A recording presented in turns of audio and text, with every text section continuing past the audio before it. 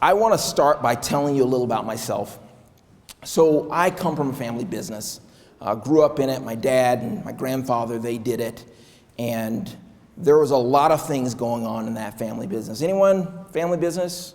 Your family? Okay. You know that there's sometimes hard to separate emotion from the family business. I often talk about win-win relationships, both in personal and business relationships, because I've seen that there are principles that can be applied to both. Now, since I am a professor and I often talk to students like yourselves, I want to make sure that they understand these principles. And so sometimes I will often I'll use the analogy of dating to help them see the importance of these principles. Any of you guys date? Yeah, I think you guys date. Okay, so here's a story. Me and a friend of mine had just finished a date, and it was somewhat of an epiphany in my life. Now, you might be thinking, oh, it's because he met his companion to be, or he met someone that really impacted his life. No, that wasn't the case. It was one of those dates that you wish you hadn't done. It was one of those dates that you thought, now why? What in the world did I do? Why did I do that? That was mentioned earlier. And so me and my buddy, we sat in our car for about 2 hours talking about how could that have gone better? What could we have done to help the situation? And from that, there are certain philosophies about interpersonal relationships that I found to be true in my dating relationships, in my relationship with my wife, in my relationship with my kids, in these family businesses, and in many of the business relationships that I've had that don't involve family at all.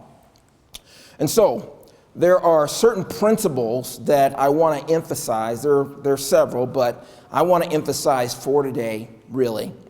The first one is a friend-friend is a win-win. Now, what in the world does that mean? A friend-friend is a win-win. Well, I learned that for me, when I was dating, oftentimes I'd go into the relationship hoping for something that sometimes didn't occur. That ever happened to you? I decided from that conversation with my friend that if I could redefine what success means, and that's the key, if you can redefine what success means, then I could have a positive income.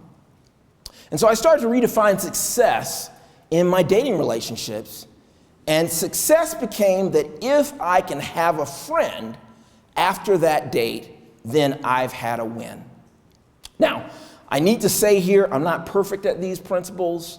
My wife will attest to you that I'm not perfect at them. My children will attest, my business partners.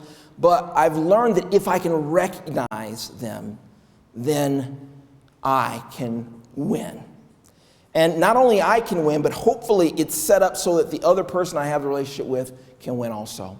So the first person again is the first principle again is a friend-friend is a win-win. Now, how does that apply to business? Well, oftentimes in business, we deal in what we think are transactions when really we should be doing investments. Transactions, for example, I sit down in a restaurant. It might be in a big city. I've lived in New York, I've lived in Boston, and the waiter finds out that I don't drink. And from then on, they ignore my table. Now, I'm actually a pretty good tipper, but because of that transactional mindset, that person might lose out.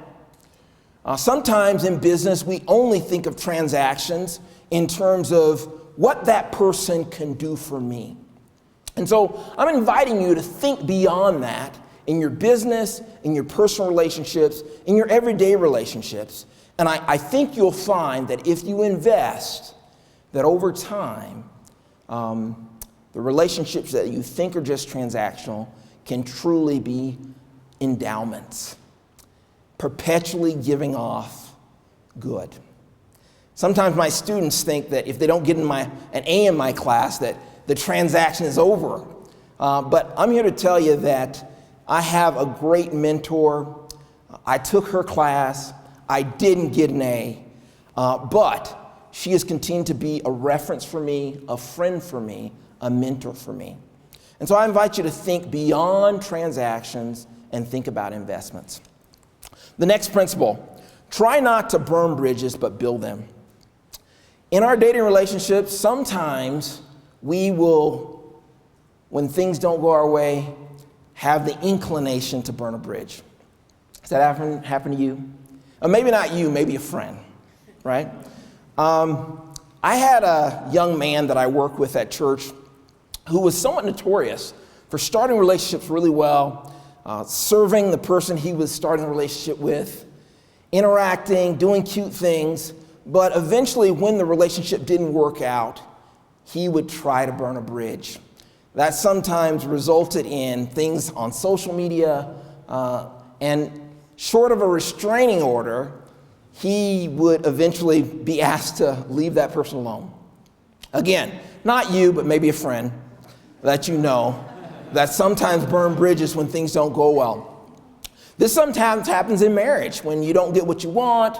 It sometimes happens with children when they don't get what they want with their parents. It sometimes happens with parents when they don't get what they want with their children. It's really interesting how we sometimes do this. Now, we know that burning a bridge might mean that you can't cross that bridge again, but also something deeper often happens, I noticed in myself, that I'm not as good of a person. And so I invite you to think beyond burning bridges. Try to build them. For example, in business, I remember one of my partners telling me about a construction job that he was managing. And the job was behind schedule, it was over budget, and he was mad. And he marched onto the construction site, asked to speak to the foreman, and began to berate him, telling him about late schedules, how things aren't going well, and it just became a nightmare. Now the foreman sat there and listened, and after the person stopped yelling at him, he said simply this, "Sir, I don't know who you're referring to. That foreman was fired. I'm not your problem, I'm your solution." And from then on, that friend of mine, he understood that this person lived this principle. I'll tell you another example. I had an opportunity to work at Bain Company in my career, and observing them and what they do, as well as other consulting firms, when someone decides to leave. Now imagine this. You work for the company, you might be a high performer, you might be a medium performer, or even a low performer. But if you decide to leave, they give you what's called transition, which simply means that they will allow you to continue to work, they will give you a desk, you still have a title, they will even still pay you and take away all your assignments so that you can focus on being the best self for your next opportunity. What a concept, right? They understand this principle. Let's not try to burn these bridges, let's try to build them, particularly because that current employee might be the next client. So, principle number 2, try not to burn bridges, but build them. Principle number 3, beware of dreaming alone. So for me, this was the biggest epiphany that I noticed in my dating life as I sat there in that car. Let me first define what dreaming alone is. You're probably wondering, what in the world is that? I go to sleep, I dream alone. What am I supposed to do, right? Has this ever happened to you or maybe that friend of yours? You meet, in my case, a girl. You're attracted to that person. You see yourself talking to them. They're laughing at your jokes. You're holding their hand. You spend time with them. You go on dates. You see yourself at the marriage altar and you haven't said hello yet. Ever happen? Maybe that friend, you are dreaming alone. Be careful, because we often said when I was dating, if you dream alone, you'll be alone. So what does this mean for a business relationship? I have a friend of mine, a close friend. He worked for a company for a long period of time. He was a good employee. His boss left, and they asked him to take his boss's place. And he worked both jobs, and he worked himself to the bone. And when they hired another person that he tried out for that job, even though he'd been doing both the jobs, they didn't hire him. And so he quit. Logical response, maybe. Emotional response, definitely. If you talk to his wife, it was very hard. They had kids. It might have meant financial ruin for them. As I talk to family businesses, oftentimes I try to help them not dream alone. I try to help the founder to understand that, your son might not want the business. Your daughter might be better suited. She might want it. Don't dream alone. As I work with my children, I'm often trying to help them understand. And so I remember a situation with one of my children where I punished him, and afterwards, to make sure he understood that I loved him, I asked him, why do you think Dad did that? And he said, because you love me. And I said, I'm glad I'm not dreaming alone. So I invite you to be careful in your business relationships with partners, with people that make promises that you don't dream alone.